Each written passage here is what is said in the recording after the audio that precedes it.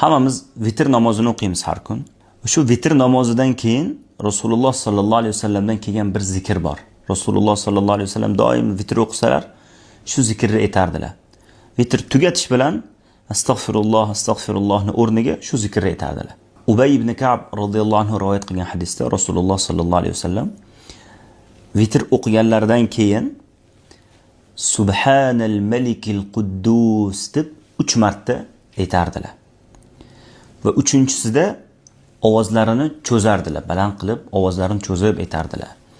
Ya'ni Subhanal malikil quddus, Subhanal malikil quddus, Subhanal malikil quddus deb ovozlarini cho'zib aytardilar. Biz ham shu sunnatni o'zimizga odat qilib olishimiz kerak. Rasululloh sallallohu alayhi vasallam yana bir sunnatlariga amal qilgan bo'lamiz.